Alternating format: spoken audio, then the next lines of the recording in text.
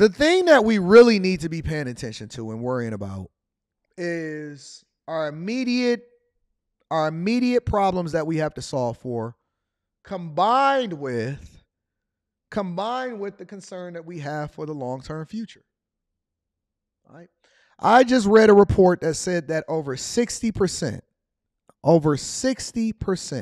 if you got 350 million people in here inside the United States of America that we can document, that means over 175 million at a 50% clip.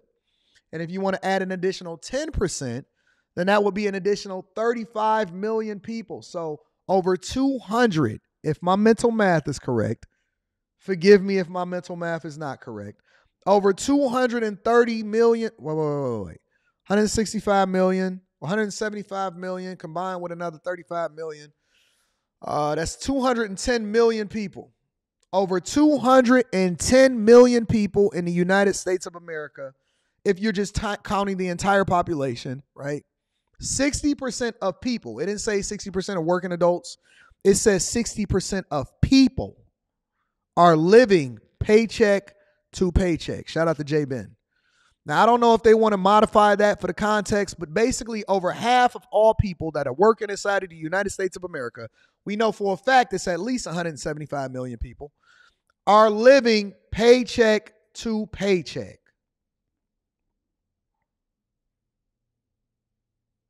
Nope, not 220. Not 220. 175 plus 35 is 180 plus 30, that's 210. 60% of 350 million people is 210 million people, not 220. I see y'all in the chat trying to help me with my mental math. I'm pretty sure about this one. I could be off because I'm a C student. 210. If you ever want to do mental math quickly, first you cut it in half. 175 million times 2 is 350. 175 times 2 is 350. All right. And then you want to do the 10, the additional 10. And if you want to do the additional 10, you just take a 0 off of it, right? So if you want to do 350, then you want to do 35. Take the 175, combine it with the 35, you got 210. All right? Real quick. How do I know? Used to be paying them tithes and offerings over to the church. 10%. 10%. If you take 1,000 and you give 100, 10% of 1,000 is 100. All right? If you want to take half and then you want to combine another 10% on top of it in order to get to 60%, you take the 35 and you combine it with the 175, and then that's when you get to 210. Just got to use your context clues, baby. Blues Clues in the building. But 60% of people are living paycheck to paycheck. All right? There's a woman that recently went viral for her rant about living paycheck to paycheck, and I think that she's a nurse. I feel like my husband and I are doing everything right. We both have good jobs. I'm a nurse. I'm a registered nurse. I work full-time. He works full-time. We just got paid this past Friday, right? We paid the mortgage. Bought some groceries. Put some gas in the car. And guys, it is Tuesday. And we have like $200 or $300 to last us until next Friday. Like, we don't live in a big house. We live in a little... All right, let me back up for a minute, because it's a couple red flags with this video. All right? I have not seen it, but I'm definitely going to react to it. And I got a follow-up video basically of her doing an interview as far as giving a context behind this video. But number one, ladies and gentlemen,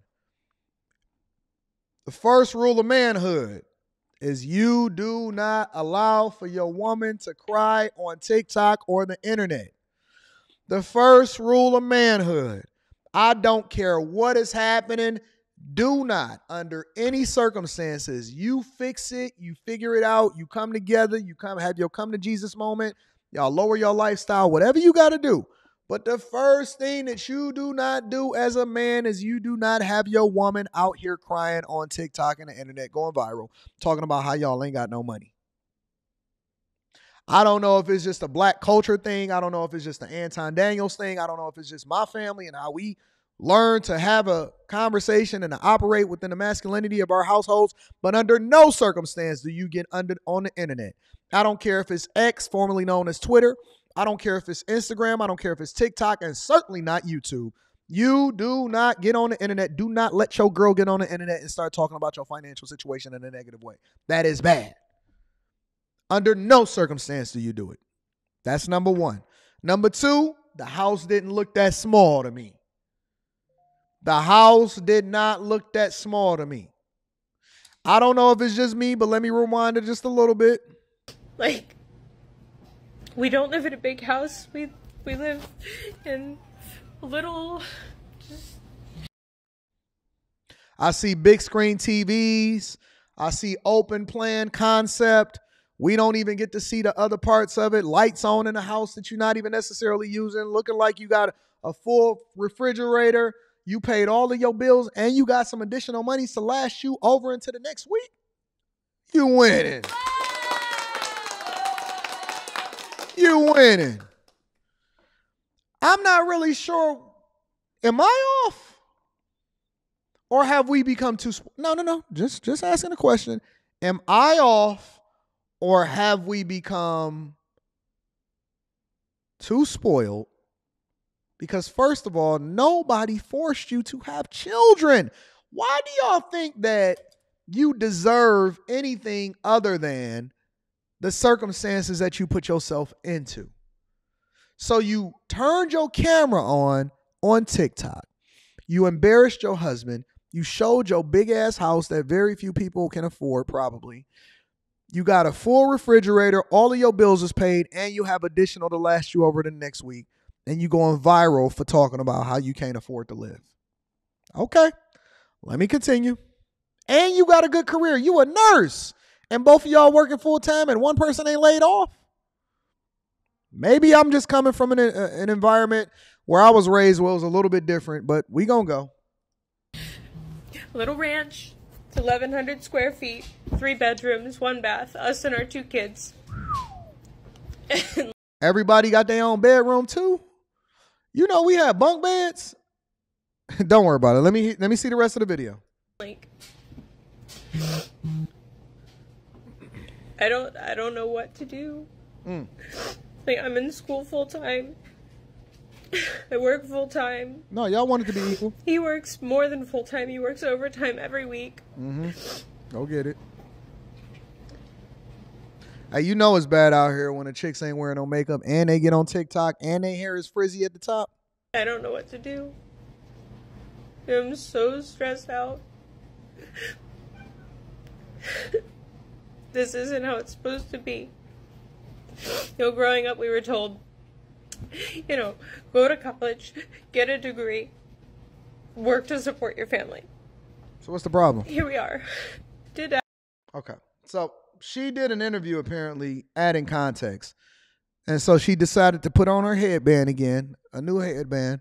So I want to see what she got to say about this. Welcome back to the big weekend show. California Governor Gavin Newsom seems to think that rising cost of living, well, it's just one big conservative lie. He posted on X, quote, "Things you won't see on Fox News today. Prices for Thanksgiving are down from turkey to air travel." Yeah, well, Newsom may want to talk. Hey, she look different with makeup, don't she? She look different with makeup, don't she? Now look at this woman right here. Look at this woman right here. Y'all be catfishing. What you look like when you taking them groceries inside of the house is much different than what you look like when he met you. What you look like when you was taking them groceries in the house is way different than you look like when he seen you inside of the restaurant for the first time, because you had on all of your makeup and you had your hair done and your highlights was done and you was in a good space and you didn't feel uncomfortable for having to go to work every day. If that's her, let me take a snapshot with my eyes. All right, I got it in my head. Let's go. To this woman whose heartbreaking confession on TikTok is going viral, probably because it is hitting home for so many people. Let's watch. I feel like... Harpo, who that woman? Harpo, who is this woman right here? Look at the transition photo, the in-between photo. I'm just saying. I just want to make sure that we clear. Look at the transition photo. You see her right in the middle as the ghost of Casper, and then who she was versus what she's become. Y'all be expiring like a mug, don't y'all?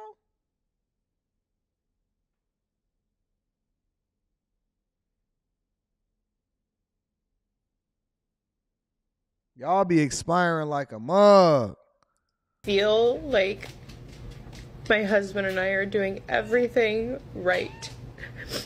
We both have good jobs. I'm a nurse. I'm a registered nurse. I work full-time. He works full-time. We seen the video. Let's get over to her. I want to see. We just got paid the last dozen until next Friday. Yeah, that was heartbreaking. We had a chance to interview her this morning, and she Detroit. said a little bit more about her situation. Let's take a listen. I just needed to vent in the moment. I needed to vent to my phone and just, I guess, get the words out of my brain with all the stress that I was feeling. No, you didn't vent to your phone. You vented to a bunch of people on the internet instead of venting to your husband. Instead of going and talking to your husband or going and talking to somebody else or whatever like that in real life, you vented on TikTok.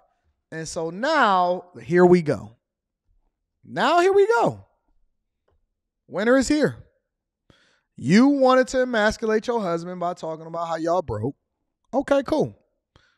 Just glad that my voice was unintentionally, empowering to people to speak out and say, me too, and, share that we're all in the same situation with the economy and the price of groceries Not the chasers. and gas and just the struggle of middle-class America. Alicia, she didn't want to get into politics. She said specifically, this is not political. Yeah. But I have to go back to that original TikTok video. She said three things. She paid the mortgage, housing market. She paid for food, price of groceries, inflation, and she paid for fuel, and they didn't have any money left. She said those three things. Nope, that's not what she said. She said they had $200 to $300 to get to next week. She said they had $200 to $300 additional after paying all whatever bills that they had to get to next week. That's what she said. You're not going to finesse me, and you're not going to continue to try to tell me that something is off when it's not. I need to know what other habits that you have. I want to know where the rest of the money is. Listen, family, if you got a ranch, and you paid your mortgage, and somebody said that he's an accountant, and they said that she's a nurse, and she's going to school, that means that they make well over six figures together. They probably make close to 200,000 plus together. We're not really having a conversation based off of lifestyle. We're not really having a conversation based off of lifestyle. We're only having a conversation based off of what they tell you. I don't believe anything that a woman just says inherently without adding the additional context to it. You're not going to convince me that these people are not eating their food up. They got some bunch of student loans. They giving some money over to grandma. They spending a bunch of money on daycare. It's a bunch of other people. You're not going to convince me that these people are under duress. I'm sorry. I just don't feel sorry for you. Things specifically, Gavin Newsom says it's a lie. Right. Well, because the governor of California is making it political. And what folks like this woman don't want to hear is that things are actually better than what they are experiencing, especially when it comes to a wealthy governor from California. And this actually speaks to a larger problem that Democrats are seeing and they are experiencing, especially which is indicated through the polls, is that people feel like there's definitely a disconnect between the party and its treatment and its talk about the economy and what they are experiencing on a day-to-day basis. And it doesn't help when Democrats come back and they say, well, it's not that bad, because it's not that bad for him. Joe, I'm not going for it. I'm just not that going for it. I want to hear what Joe got to say. I want to look at some polls here because I find them very interesting. There are two polls we're going to have here that break it down by generation. First is, this is what keeps people up at night, is what this says. I also make sure I get this right. Gen Z, 56% of Gen Z, I don't know why my voice cracked there, don't worry about it, say that finances keep them up at night. 51% of millennials say finances keep them up at night. That's more than half of the last 2 generations of Americans who say that just being able to pay for things. And a lot of these have college degrees. Millennials, Gen Z, those are those who are 42 years old and younger. And that's what they're feeling at this point. And that's why when you see other polls showing that Donald Trump is beating Joe Biden among voters under 35, it's because they feel what every other demographic is feeling. The fact that inflation is choking them at this point.